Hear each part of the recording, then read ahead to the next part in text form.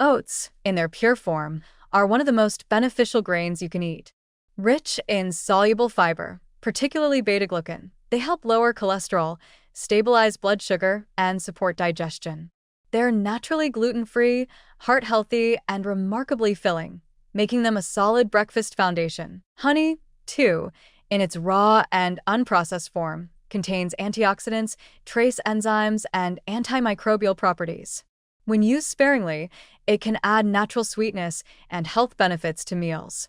But when these two ingredients show up in the form of instant flavored oatmeal packets, something vital is lost. The simplicity and nutrition of oats and honey are buried under layers of added sugars, artificial flavorings, stabilizers, and preservatives.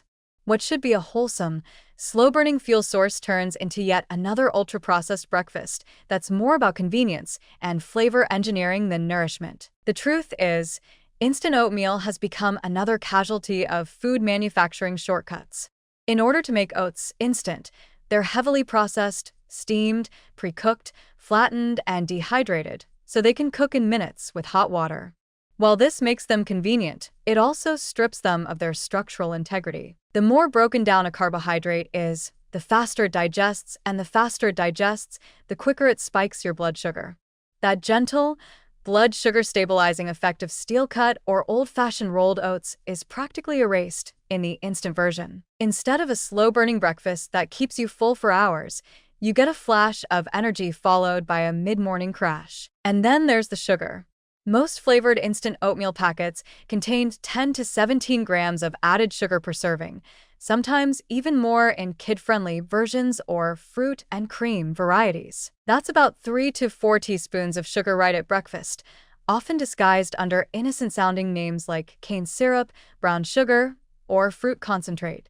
Combine that with refined oats that digest rapidly, and you've created a breakfast that behaves more like dessert than fuel. Over time, starting the day with that kind of sugar bomb conditions your body to crave sweets early and often, kicking off a day-long roller coaster of cravings, insulin spikes, and energy dips. The flavorings are just as problematic.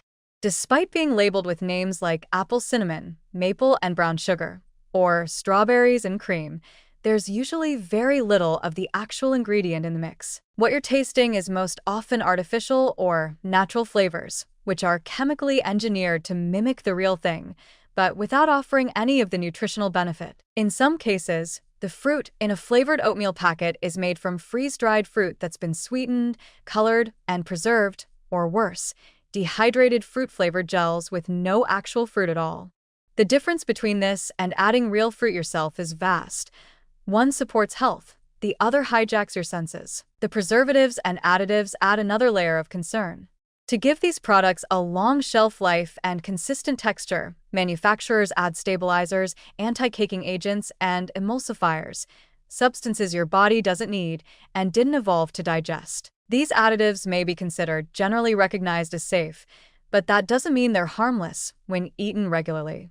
Some have been linked to gut microbiome disruption and low-grade inflammation, two factors at the heart of many modern chronic illnesses. So instead of nourishing your body first thing in the morning, you're quietly undermining your digestive and metabolic health before you even finish your first cup of coffee. The portion sizes in instant oatmeal are also deceiving.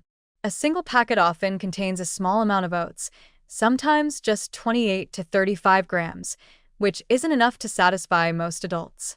That leads to people eating multiple packets or snacking again within an hour or two, which defeats the whole point of having oatmeal for its satiety value. On top of that, the added sugar makes it less filling despite the calories. It's not just that you're eating more, it's that you're getting less from every bite. What's especially troubling is how these products are marketed. The boxes are often covered in buzzwords like heart-healthy, whole grain, made with real fruit, or no high-fructose corn syrup, which gives the illusion of a smart, responsible choice.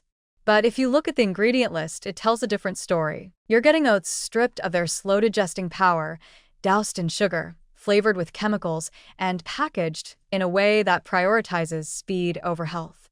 It's a wolf in oatmeal's clothing. There's also a psychological impact to these health halo foods. When you believe you're eating something good for you, you're more likely to overlook the sugar, eat it more often, and ignore the effects. This creates a silent pattern where people believe they're being healthy but continue to struggle with fatigue, weight gain, or insulin resistance, all because the food industry sold them a lie wrapped in a paper packet. So, what's the better path? Go back to basics. Start with old-fashioned rolled oats or steel-cut oats. Cook them with water or milk, then add your own toppings: a teaspoon of raw honey, some cinnamon, real fruit like sliced banana or berries, maybe a few chopped nuts for crunch, and healthy fat. You control the sweetness. You control the fiber. You control the quality. It takes a few extra minutes, but those minutes are an investment in long-term energy, hormonal balance, and metabolic health. In the end, instant oatmeal might seem like a convenient shortcut to a healthy breakfast, but it's a nutritional bait-and-switch. It takes a whole food and turns it into a sugar-laced, fiber-light, hyper-palatable product that keeps you coming back, not because it nourishes you, but because it triggers your cravings. Don't be fooled by the warm packaging or the familiar smell. It's not just oatmeal. It's processed, packaged, and precision-engineered to hook you, not help you. And the sooner we stop treating it as a health food, the sooner we can start eating like our well-being actually matters.